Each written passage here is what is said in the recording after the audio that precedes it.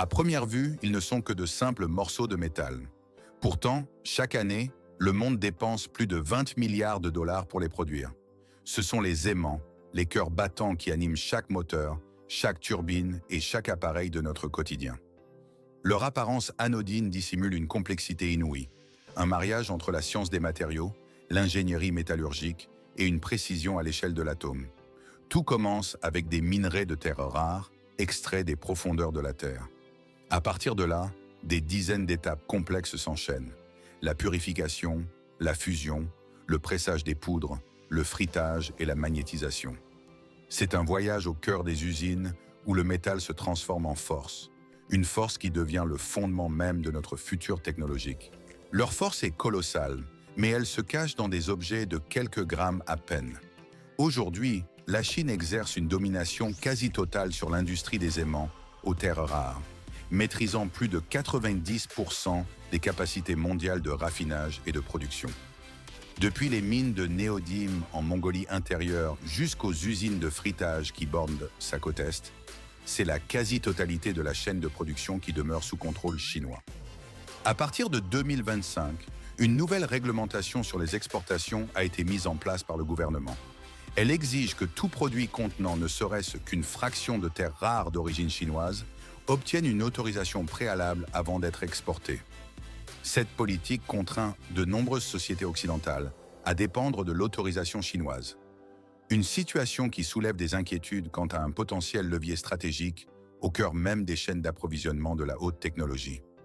Avec un contrôle si complet sur ce secteur matériel fondamental, une question cruciale se pose. Qu'adviendrait-il des véhicules électriques, des éoliennes et même de l'industrie américaine elle-même si la Chine cessait soudainement d'exporter ses aimants? Au plus profond de la Terre sommeille une force invisible. C'est ici que commence le voyage d'un aimant. Dans les mines, les minerais de terrains rares, comme le fer, le barium ou le strontium, se cachent au cœur des couches rocheuses. Des ingénieurs géologues étudient méticuleusement chaque veine riche en néodyme et autres éléments précieux. Ils réalisent de multiples forages d'exploration pour localiser avec exactitude les zones d'extraction. Pour les minerais enfouis dans la roche dure, les ingénieurs ont recours à un abattage par explosif calculé avec une précision chirurgicale. La quantité d'explosifs et son emplacement sont déterminés pour que les blocs de minerais restent intacts, évitant leur fragmentation et préservant la qualité des terres rares. Contrairement à l'extraction à grande échelle du fer ou de l'acier, qui repose souvent sur une destruction massive, cette méthode exige une rigueur et une maîtrise absolue. Une fois l'abattage terminé, les blocs de minerais extraits sont acheminés vers des parcs de stockage. Ils y sont transportés par des convoyeurs à bandes robustes et des camions spécialisés. Là, ils sont triés en différents tas selon leur type, en préparation des étapes de raffinage à venir. Durant tout le processus, les travailleurs doivent prendre des précautions extrêmes, car les minerais de terres rares contiennent parfois de l'uranium ou du thorium. La poussière et les gaz toxiques doivent donc être réduits au minimum et surveillés en permanence pour garantir la sécurité. Chaque étape de l'extraction est étroitement supervisée, posant les fondations qui transformeront ces minéraux, en apparence inertes, en puissants aimants qui animent les moteurs et les appareils du monde moderne. D'énormes blocs de roches brutes destinés à devenir une poussière plus fine que le sable. Après leur extraction, les blocs de minerais contenant des terres rares, du fer, du barium ou du strontium sont transportés à l'usine. Ils y subissent un nettoyage préliminaire pour éliminer l'argile et les impuretés de surface. Dans la section de broyage, le minerai propre est introduit soit dans un broyeur à boulet, soit dans un broyeur à jet. Pour les minerais de terrain rares, la vitesse de rotation du tambour de broyage est maintenue constante, entre 20 et 30 tours par minute. Dans le broyeur à jet, la pression de l'air comprimé se situe autour de 85 à 100 livres par pouce carré. Ce processus se poursuit durant 4 à 6 heures, jusqu'à ce que les particules atteignent une taille moyenne de 3 à 10 microns.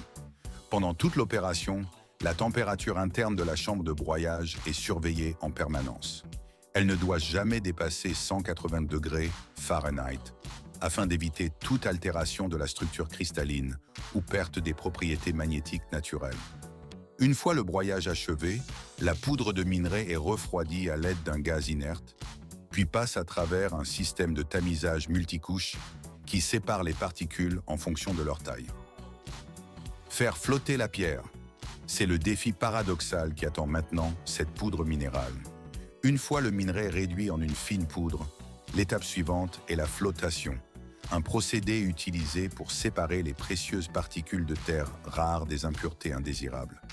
La poudre de minerai est mélangée à de l'eau et à des réactifs spéciaux pour créer une émulsion liquide. Lorsque de l'air est injecté dans ce mélange, les particules de valeur s'accrochent aux bulles d'air et remontent à la surface, tandis que la roche, le sable et les impuretés plus lourdes coulent au fond.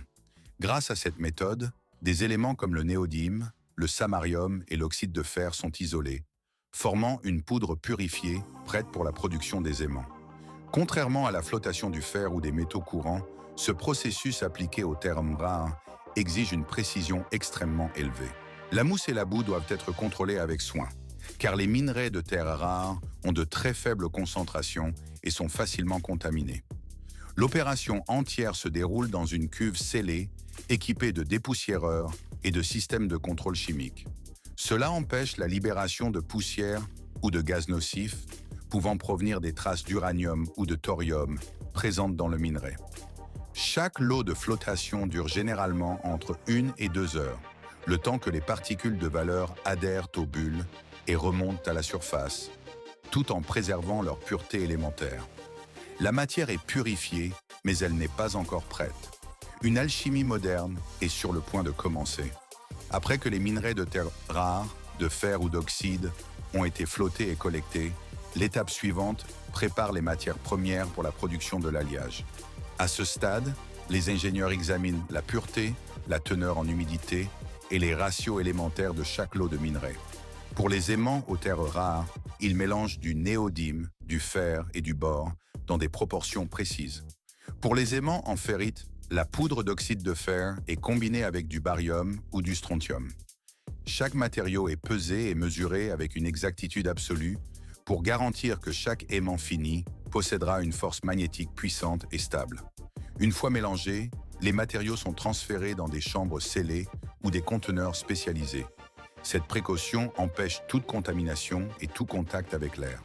L'air est son ennemi mortel. Chaque contact une menace de contamination.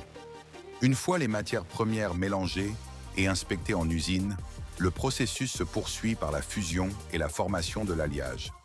Avant l'allumage, la chambre du four à induction est vidée pour créer un vide, puis remplie de gaz argon pour éliminer totalement l'oxygène et l'humidité. Cette précaution empêche l'oxydation qui détruirait le néodyme, un élément extrêmement sensible à l'air. Les matériaux comme le néodyme, le fer et le bore sont chargés dans le four à induction où la température est portée entre 2500 et 3000 degrés Fahrenheit. Le mélange chauffe sans interruption pendant environ 2 à 4 heures, permettant à tous les métaux de fondre complètement et de se combiner en un alliage uniforme. La durée de chauffe est calculée avec précision pour obtenir la structure cristalline idéale, tout en préservant l'intégrité des terres rares. Pour les aimants de terres rares, une fois les métaux entièrement fondus, l'alliage en fusion est refroidi en quelques secondes sur un tambour rotatif. Cette technique de refroidissement instantané fige le métal liquide en de fins flocons métalliques, dotés d'une structure cristalline fine et homogène. À partir d'ici, l'alliage de néodyme, de fer et de bore, une fois affiné, est broyé en une poudre ultra fine dans un environnement de gaz inerte pour éviter toute oxydation. Le mélange obtenu a une apparence gris foncé, avec une subtile teinte violette, et ses particules ne mesurent que quelques microns de diamètre. Cette poudre magnétique est ensuite placée dans un moule en acier à haute pression, tout en étant exposée à un champ magnétique puissant atteignant plusieurs Tesla.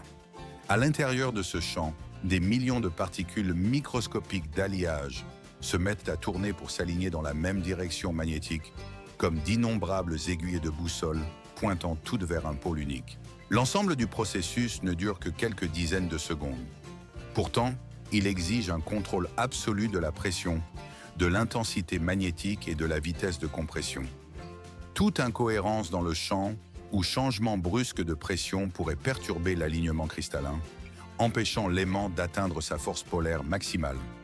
Le résultat est un ensemble de blocs d'alliage solides mais cassants, dont la structure cristalline a été entièrement orientée. Ce sont les ébauches magnétiques, prêtes pour les étapes de frittage et de traitement thermique qui libéreront leur puissance finale. Ils semblent solides, mais se briseraient comme de la céramique. Les blocs d'alliage fraîchement pressés ont une apparence robuste, mais en réalité, ils sont aussi fragiles que de la poterie et ne possèdent encore aucune propriété magnétique. Pour devenir de véritables aimants, ils sont placés dans un four scellé, complètement isolé de l'air extérieur. À l'intérieur de la chambre, la température augmente progressivement jusqu'à environ 2200 à 2400 degrés Fahrenheit. La chaleur est suffisante pour que la surface des particules de poudre commence à fondre doucement, les liant les unes aux autres sous le poids même du métal. Pendant les 4 à 5 heures suivantes, le système maintient une température stable, permettant aux particules de l'alliage de se compacter et d'éliminer les plus infimes vides entre elles. Au cours de cette phase, le matériau passe d'une forme poreuse à un solide entièrement dense, atteignant près de 100% de la densité du métal massif. Une fois l'équilibre souhaité atteint, la température est lentement réduite sur plusieurs heures, degré par degré, donnant à la structure cristalline le temps de verrouiller l'orientation magnétique préalablement alignée. Enfin, un traitement thermique supplémentaire à environ 950 degrés Fahrenheit stabilise l'ensemble de la structure, achevant le processus de frittage. Les blocs frités, désormais durs et solides, passent à l'étape suivante, l'usinage et le revêtement de protection. À ce stade, les blocs d'aimant sont coupés, meulés et percés à l'aide d'outils de précision tels que des lames diamantées ou des systèmes laser, pour obtenir la forme et les dimensions exactes requises par la conception.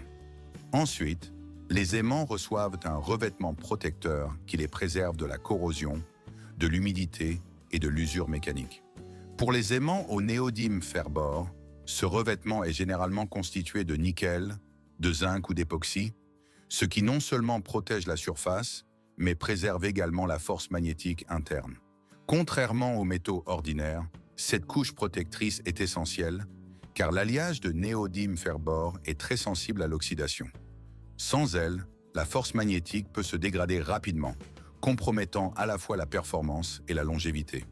Une fois usinés et revêtus, les aimants restent complètement inactifs, ne présentant encore ni pôle nord ni pôle sud. L'étape de magnétisation est le processus qui éveille leur véritable puissance.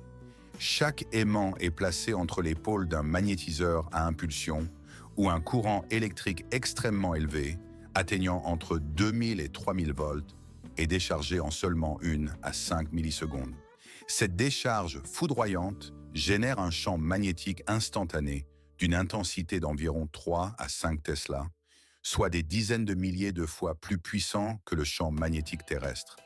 En ce bref instant, tous les domaines magnétiques à l'intérieur de l'alliage s'alignent parfaitement dans la direction établie lors du moulage.